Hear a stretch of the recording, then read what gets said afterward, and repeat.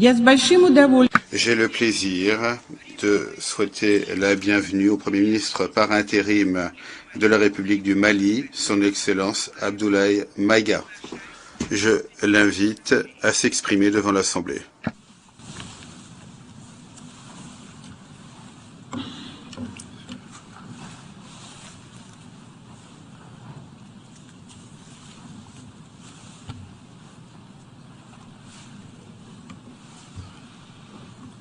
Monsieur le Président de l'Assemblée générale, Mesdames et Messieurs les chefs d'État et de gouvernement, Monsieur le Secrétaire général de l'Organisation des Nations unies, Mesdames et Messieurs, de prime abord, je voudrais m'acquitter de l'agréable devoir de vous adresser les chaleureuses salutations du peuple malien, riche de sa diversité culturelle, religieuse et ethnique, ainsi que celle de son Excellence, le colonel Assimi Goïta, président de la transition, chef de l'État.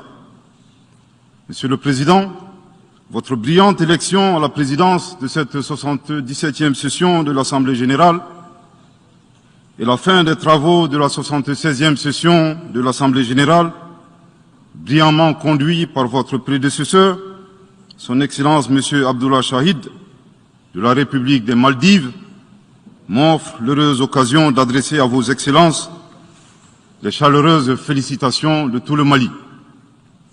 Enfin, permettez-moi de réitérer à notre secrétaire général, M. Antonio Guterres, notre haute appréciation des efforts louables qu'il continue de déployer pour la réalisation des nobles objectifs de notre organisation commune. Nous sommes convaincus que vous êtes un ami du Mali et du Sahel.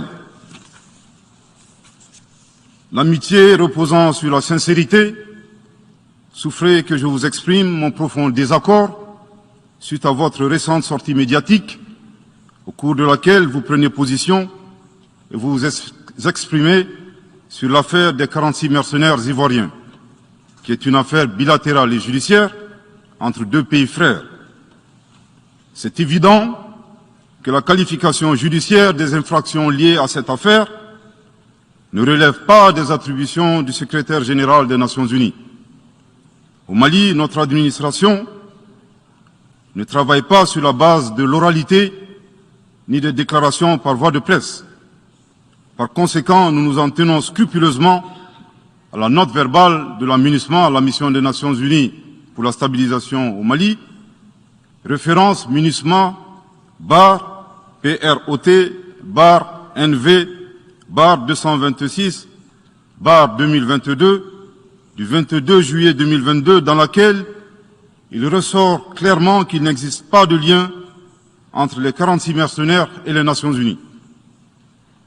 Les récentes synchronisations des actions et l'harmonisation des éléments de langage consistant à faire passer le Mali, mon pays, de statut de victime à celui de coupable dans cette affaire des mercenaires sont évidemment sans effet. Excellence, Monsieur le Secrétaire général, votre position sur l'affaire des mercenaires a été suivie par certains responsables d'Afrique de l'Ouest. Donc, c'est sous votre couvert que nous leur adresserons des messages. À l'endroit du président en exercice de la CEDEAO, M. Umaro Sissoko Embalo, qui affirme, je cite, « On vient de voir avant-hier la déclaration du secrétaire général des Nations unies qui dit que ce ne sont pas des mercenaires. Moi, à la place des Maliens, j'aurais relâché ces 49 soldats. » Fin de citation. Je voudrais très respectueusement signifier à ce dernier qu'il existe un principe de subsidiarité, d'ailleurs au contour flou entre la CEDEAO et les Nations unies, et non un principe de mimétisme. Également, il est important de lui préciser que le secrétaire général des Nations unies n'est pas un chef d'État et le président en exercice de la CEDEAO n'est pas un fonctionnaire. Par conséquent, il serait indiqué qu'il ne banalise pas la CEDEAO. Enfin, il est utile de rappeler au président en exercice de la CEDEAO qu'au Mali, les autorités n'interfèrent pas dans les dossiers judiciaires et respectent l'indépendance de la justice. Donc, nous n'avons pas vocation à interpeller ou relâcher. Ceci relève de la fonction judiciaire. Aussi, M. Umaro Sissoko Embalo doit être conscient du fait qu'il est le dépositaire d'un lourd héritage et de plusieurs sacrifices qui ont fait la renommée de cette organisation.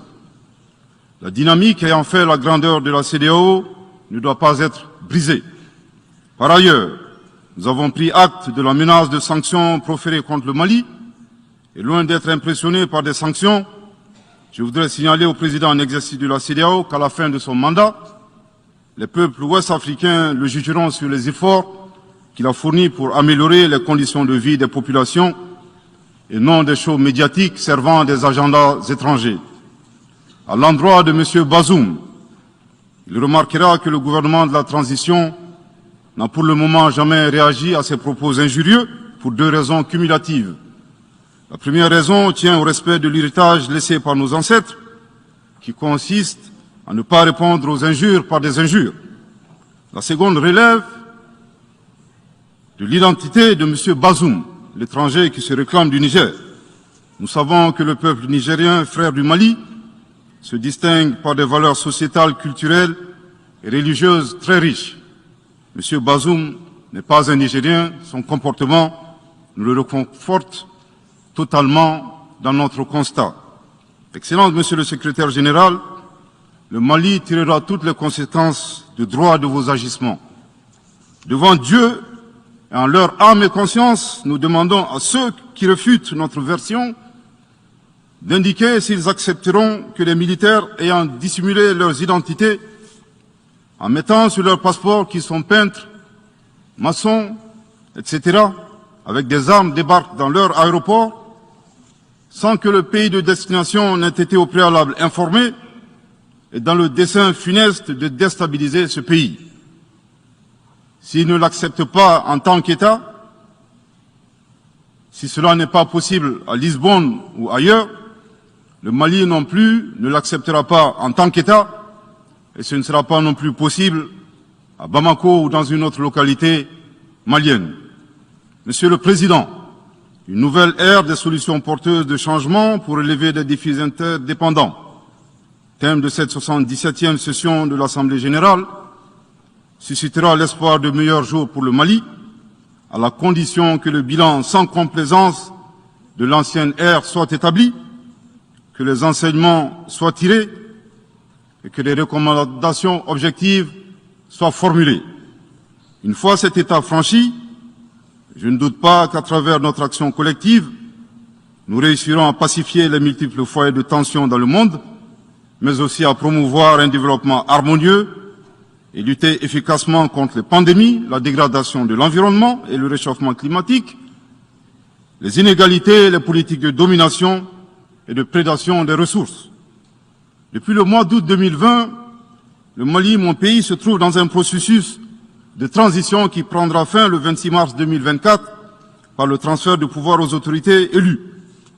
D'ici à cette échéance et conformément aux recommandations des assises nationales de la refondation, les autorités de la transition se sont engagées dans deux chronogrammes convenus avec la CEDEAO à faire des réformes politiques et institutionnelles avant d'organiser des élections dont l'objectif ultime est de refonder l'État malien, afin qu'il réponde aux aspirations profondes et légitimes de notre peuple à la paix, à la sécurité, à la bonne gouvernance, au développement et à la stabilité institutionnelle durable au Mali. Dans cette perspective, je suis heureux de souligner que certaines avancées majeures ont déjà été réalisées, notamment la promulgation de la loi électorale, qui comprend entre autres la création de l'autorité indépendante de gestion des élections, dont l'installation est à un stade avancé, ainsi que la mise en place d'une commission composée d'éminentes personnalités de toutes les composantes de la société malienne, chargée de la rédaction de la nouvelle Constitution.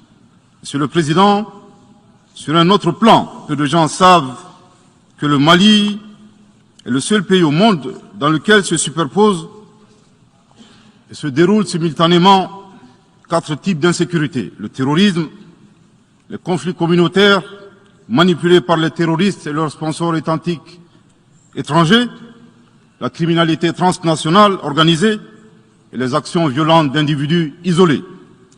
Parallèlement à ce processus de retour à l'ordre constitutionnel, le Mali continue de mener une lutte sans merci contre les acteurs de l'insécurité en particulier les groupes extrémistes qui sont responsables de toutes sortes d'abus contre nos paisibles populations. En ce qui concerne le Mali, je suis heureux et fier de vous annoncer que les groupes terroristes ont été sérieusement affaiblis et la peur a même changé de camp. Cependant, ces groupes criminels gardent encore et toujours une certaine capacité de nuisance dans leur tentative désespérée de porter atteinte à notre intégrité territoriale et de terroriser nos populations. Les vaillantes forces de défense et de sécurité du Mali restent déterminées à faire face à toutes les menaces d'où qu'elles viennent, sous l'impulsion de son Excellence le colonel Assimi Goïta, président de la transition, chef de l'État. Le gouvernement du Mali continue d'intensifier les efforts importants pour recruter, former, équiper et renforcer les capacités opérationnelles des forces de défense et de sécurité maliennes. Je dois dire ici que les actions offensives menées jusque-là ont permis à nos forces de remporter des victoires décisives contre les forces obscurantistes. Elles ont également permis à l'État de reprendre pied et de réaffirmer son autorité sur une grande partie du territoire national, ainsi que de favoriser le retour de plusieurs milliers de nos compatriotes dans leur localité d'origine. Cependant, nous savons que la solution uniquement militaire ou sécuritaire a ses limites. C'est la raison pour laquelle, en appui à l'action militaire, le gouvernement du Mali s'est doté d'une stratégie globale et intégrée, comprenant des mesures politiques, sociales, de développement, y compris la fourniture des services sociaux de base à nos populations, durement affectées par la crise multiforme que nous traversons depuis janvier 2012, avec comme objectif la restauration de l'autorité de l'État sur l'ensemble du territoire national. Dans cette dynamique, le gouvernement du Mali a approuvé le 24 août dernier la stratégie nationale de stabilisation des régions du centre et son plan d'action 2022-2024. Cette stratégie traduit la volonté des autorités de la transition d'avoir une approche holistique de la stabilisation des régions du centre. Elle vise à faire du centre une zone stable et prospère où les communautés sont réconciliées et vivent en harmonie avec leurs voisins. Parallèlement, la mise en œuvre diligente et intelligente de l'accord pour la paix et la réconciliation au Mali, issu du processus d'Alger, demeure une priorité stratégique des autorités de la transition. En tant qu'instrument pacifique de résolution durable de crise que traverse le Mali dans sa partie nord, je dois dire que je suis particulièrement heureux des conclusions de la deuxième réunion de niveau décisionnel des parties à l'accord, tenue à Bamako du 1er au 5 août 2022. Cette importante réunion qui a regroupé les parties signataires et la médiation internationale a permis de lever certains obstacles afin de relancer le processus de mise en œuvre de l'accord. Poursuivant cette dynamique positive et progressive du processus de paix, la 6e réunion de haut niveau du comité de suivi de l'accord, CSA, s'est tenue à Bamako il y a à peine quelques semaines, le 2 septembre 2022. Cette session du CSA est un signal fort de la volonté des parties à s'engager dans une nouvelle dynamique en vue de parachever la mise en œuvre de l'accord. Je réaffirme ici notre attachement à ce processus dont la réussite demeure l'une des conditions sine qua non de la stabilité durable du Mali. C'est le lieu pour moi de saluer une fois de plus le rôle actif de l'Algérie et l'accompagnement de l'équipe de médiation internationale. Je n'oublie pas ici la situation des réfugiés maliens dans les pays voisins, que je salue au passage pour leur hospitalité à l'égard des nôtres. Je n'oublie pas non plus celle de nos compatriotes déplacés internes. Je veux les rassurer que le gouvernement du Mali reste très attentif à leur situation précaire et que tous nos efforts visent à créer les conditions propices à leur retour dans la sécurité et la dignité en vue de leur participation effective à la vie de la nation. Monsieur le Président, dans sa difficile quête pour la paix, la stabilité et le développement durable, le peuple malien reste reconnaissant des efforts et des sacrifices consentis par la MINUSMA, de sa création en juillet 2013 à nos jours, visant à aider le Mali à restaurer son autorité sur l'ensemble de son territoire. C'est pourquoi je tiens à rendre hommage au nom du peuple et du gouvernement malien à la mémoire de toutes les victimes maliennes comme étrangères, civiles comme militaires, tombées sur le champ d'honneur au Mali. Cela dit, il nous faut reconnaître que près de 10 ans après son établissement, les objectifs pour lesquels la MINUSMA a été déployé au Mali ne sont pas atteints, et ce, en dépit des nombreuses résolutions du Conseil de sécurité.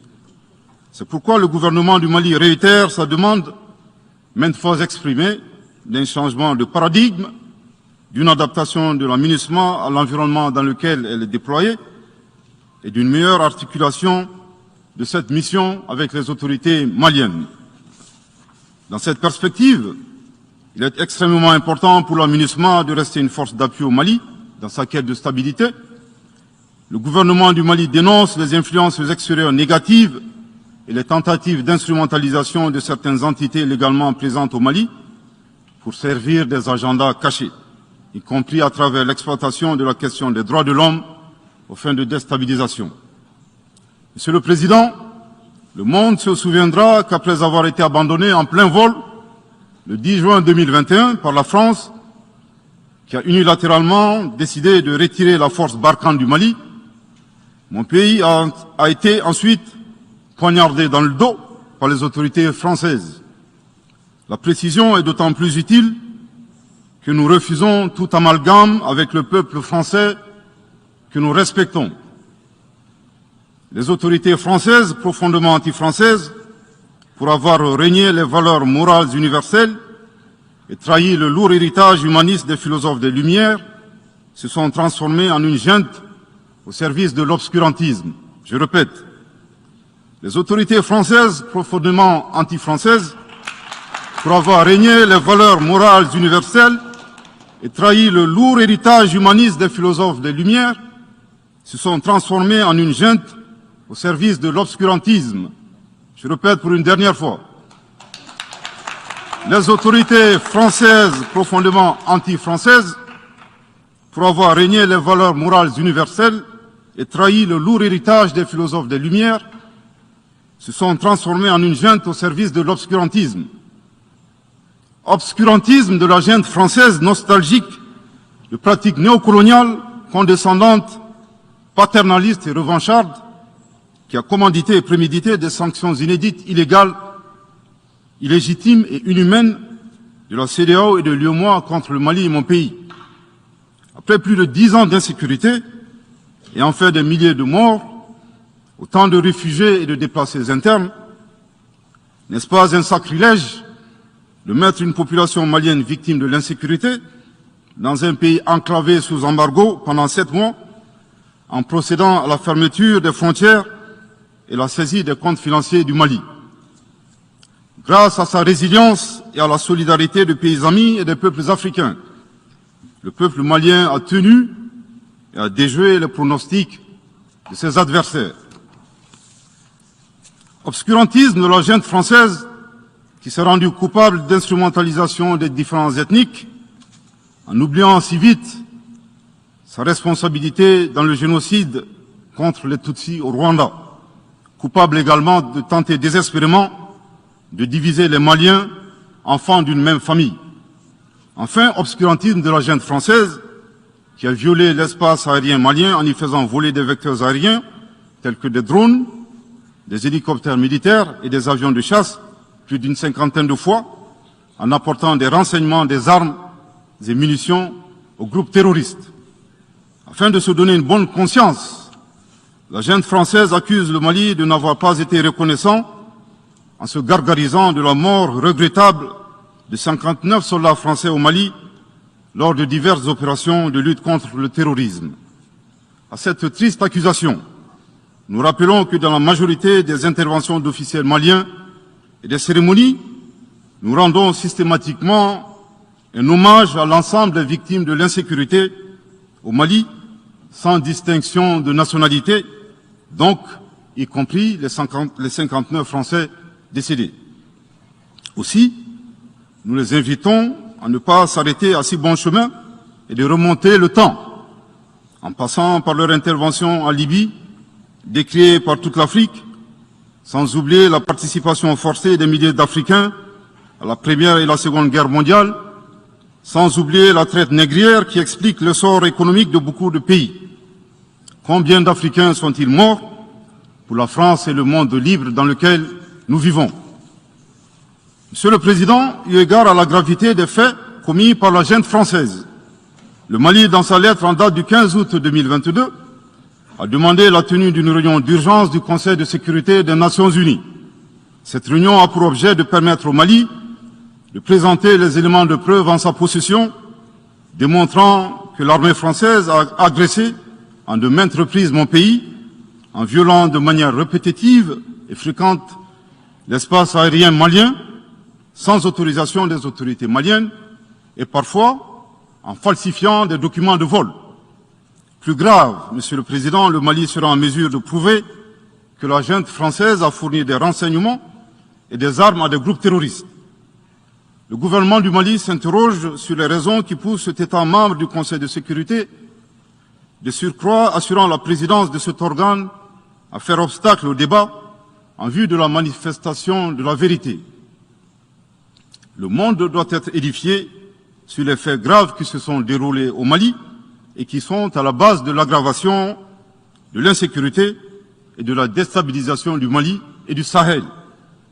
Par la saisine du Conseil de sécurité, le gouvernement du Mali entend mettre cet important organe chargé à titre principal du maintien de la paix et de la sécurité internationale face à ses responsabilités et dénoncer les agissements de la junte française contre mon pays. Ces actes hostiles sont incompatibles avec la Charte des Nations Unies et son statut de membre permanent. Il y va de la crédibilité de notre mécanisme commun, de l'efficacité de la lutte contre le terrorisme, mais surtout, il y va de l'intégrité de l'Organisation des Nations Unies, qui repose entre autres sur le respect des engagements internationaux, de la légalité internationale et de la Charte des Nations Unies.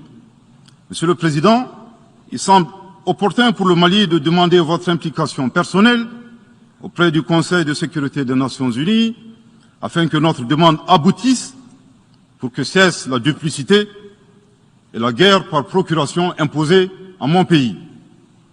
Monsieur le Président, dans la lutte contre le terrorisme et l'extrémisme violent, le gouvernement du Mali est fortement interpellé sur la question des droits de l'homme.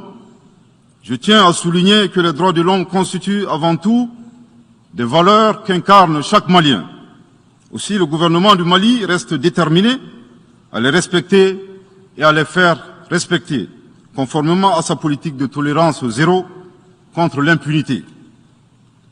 Et cela par fidélité à nos valeurs ancestrales inscrites dans la charte de Kouroukanfouga, proclamée en 1236 par l'empereur du Mali, Soundiata Keïta.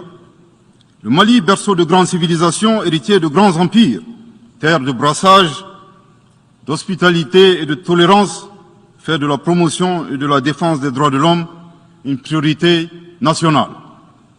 C'est pourquoi je réaffirme avec force que les opérations militaires des forces de défense et de sécurité du Mali sont conduites dans le strict respect des droits de l'homme et du droit international humanitaire.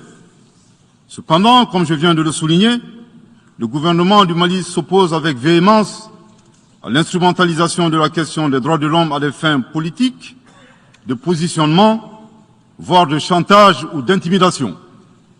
De même, nous regrettons la sélectivité observée entre les droits des populations dont des villages entiers sont massacrés et rasés, qui ne suscitent presque pas d'indignation particulière, et la manipulation communicationnelle faisant passer des terroristes neutralisés sur le champ de bataille pour des civils innocents. Monsieur le Président, pour terminer, je dirais que le peuple malien a décidé de prendre son destin en main. Il soutient pleinement le gouvernement dans la refondation du Mali, ainsi que le retour à un ordre constitutionnel apaisé et sécurisé en mars 2024, à l'issue d'élections libres, transparentes et crédibles. La réalisation de ces vastes chantiers exige du gouvernement de poursuivre et d'intensifier les efforts en vue de l'amélioration continue de la situation sécuritaire dans le pays et de la protection des personnes et de leurs biens. À cet égard, je me réjouis de la tenue à Lomé, le 6 septembre dernier, de la 3e réunion du groupe de suivi et de soutien à la transition. Les conclusions de cette importante rencontre, notamment la reconnaissance des progrès réalisés par la transition et les appels lancés en faveur de la mobilisation de tous les partenaires, du Mali pour consolider leur appui politique, économique, technique et financier à la République du Mali, ainsi que pour soutenir les efforts des autorités de la transition du Mali en vue d'un retour harmonieux à l'ordre constitutionnel. Je voudrais rappeler que la transition au Mali résulte de plusieurs années de dysfonctionnement de notre jeune démocratie qui a engrangé quelques résultats positifs. Malheureusement, à l'heure du bilan, les passifs sont plus importants que les actifs, d'où la survenance de la transition. Je saisis cette opportunité qui m'est offerte pour remercier chaleureusement notre respecté aîné, son Excellence le Président Alassane Dramane Ouattara, pour les sages et éclairés conseils qu'il nous a prodigués dans son allocution mémorable à cette 77e session de l'Assemblée générale des Nations unies. Je voudrais le rassurer que les autorités de la transition malienne n'ont d'autres objectifs que de faire des réformes politiques et institutionnelles avant d'organiser des élections, tout en luttant obstinément contre le terrorisme. Ces réformes permettront d'améliorer la gouvernance et toutes les dispositions seront prises pour que la démocratie malienne soit la plus enviée au monde. Dans ce chantier, nous prêterons une attention particulière au troisième mandat, qui ne sera pas possible. Le troisième mandat pour un public moins averti consiste pour un président de la République d'effectuer une manœuvre en 4 temps, en vue de conserver le pouvoir pour lui seul et son clan. Premier temps, presque en fin de second mandat, donc en principe non rééligible, il s'agit pour le président de la République sortant de déclencher une révision constitutionnelle de manière non consensuelle. Deuxième temps, au cours de cette révision constitutionnelle, le président de la République sortant modifiera quelques dispositions constitutionnelles. Troisième temps, une fois la nouvelle constitution adoptée, sur fond de crise politique naturellement, le président sortant devient candidat en violation de la limitation du nombre de mandats à 2. Sa candidature est alors justifiée par l'adoption de la nouvelle constitution et le prétexte est tout trouvé. La limitation du nombre de mandats à 2 concernait l'ancienne constitution. Par conséquent, il est candidat au regard de la nouvelle constitution adoptée. Quatrième temps, une farce électorale est organisée. Forcément, il remporte les élections et s'ensuit une chasse impitoyable aux opposants politiques, dont certains sont arrêtés, d'autres s'exilent et d'autres assassinés. Les allégeances sont obtenues grâce au pouvoir de l'argent, le clientélisme et les intimidations. Dans un langage plus simplifié et en référence à une métaphore footballistique, le troisième mandat est une magie. C'est l'art de se dribbler soi-même tout en gardant le ballon.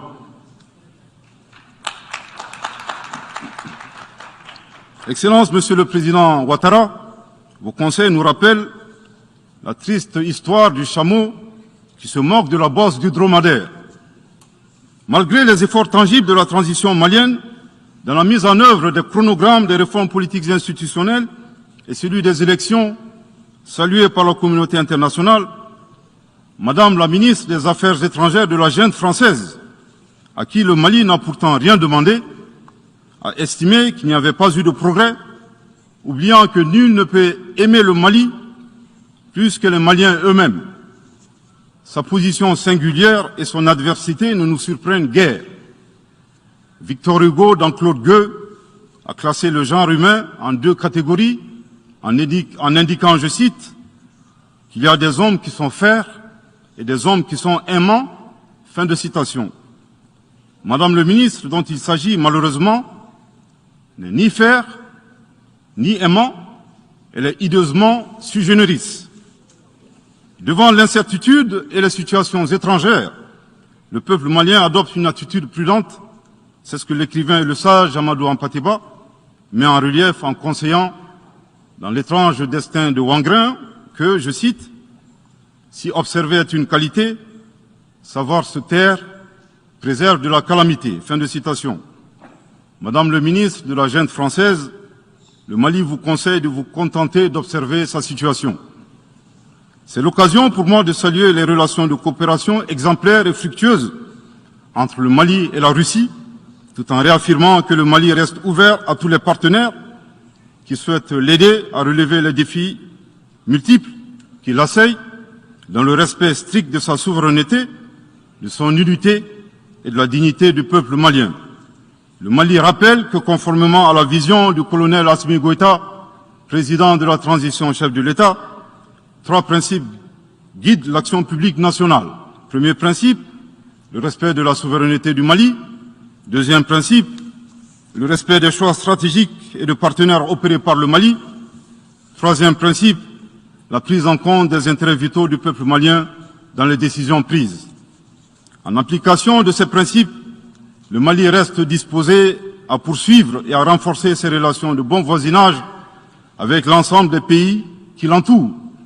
De même, le Mali, fidèle à son engagement panafricain, continuera à œuvrer au sein des organisations sous-régionales et régionales pour la réalisation de l'intégration africaine. Également, l'atteinte des objectifs de la transition requiert l'accompagnement de l'ensemble des partenaires du Mali, y compris les Nations Unies. J'en appelle donc aux amis du Mali à rester mobilisés aux côtés du gouvernement en vue de l'aider à relever ensemble ces défis importants. Pour la grande majorité des États du monde, convaincus par le respect mutuel et le partenariat gagnant-gagnant, je leur garantis que les portes du Mali leur sont grandement ouvertes et les Maliens les accueilleront les bras ouverts. Pour la minorité qui serait tentée de ne pas respecter ces principes, nous leur promettons qu'ils feront face à des millions de Assimi Goïta, soucieux de défendre leur honneur, leur dignité et leurs intérêts vitaux. Je terminerai en donnant 2 conseils aux nostalgiques de la domination. Ayez le sens de l'empathie en traitant les autres comme vous voudrez être traités ou en ne faisant pas aux autres ce que vous ne voudrez pas qu'on vous fasse. Le second conseil, revoyez vos copies, revoyez vos modèles, revoyez vos logiciels pour intégrer le changement de mentalité et l'évolution du monde dans vos grilles de lecture et d'analyse. Sortez du passé colonial et entendez la colère, la frustration, le rejet qui remonte des villes et campagnes africaines, des populations africaines, et comprenez que ce mouvement est inexorable. Grâce au principe de la multiplication fractale, vos intimidations et vos actions subversives n'ont fait que grossir le rang des Africains soucieux de préserver leur dignité. S'il n'était qu'une centaine aux indépendances, aujourd'hui nous sommes des millions, et demain, tant que les paradigmes inégalitaires demeureront, nous serons des milliards. Le Mali et son peuple ne seront pas des spectateurs face aux assauts et l'adversité. Pour chaque mot employé de travers, nous réagirons par réciprocité. Pour chaque balle tirée contre nous, nous réagirons par réciprocité. C'est à ce prix qu'une nouvelle ère sera une réalité avec des solutions porteuses de changement pour relever des défis interdépendants, avec des États interdépendants et en valorisant l'homme sans distinction aucune, notamment de race, de couleur, de sexe, de langue, de religion, d'opinion politique ou de toute autre opinion, d'origine nationale ou sociale, de propriété, de naissance ou de toute autre situation telle que stipulée à l'article 2 de la Déclaration universelle des droits de l'homme. Que Dieu bénisse le Mali et préserve les Maliens des forces obscurantistes et destructrices du monde. Que Dieu bénisse l'Afrique et préserve les Africains des forces obscurantistes et destructrices du monde. Que Dieu bénisse le monde et préserve l'humanité entière des forces obscurantistes et destructrices du monde. Je vous remercie de votre très aimable attention.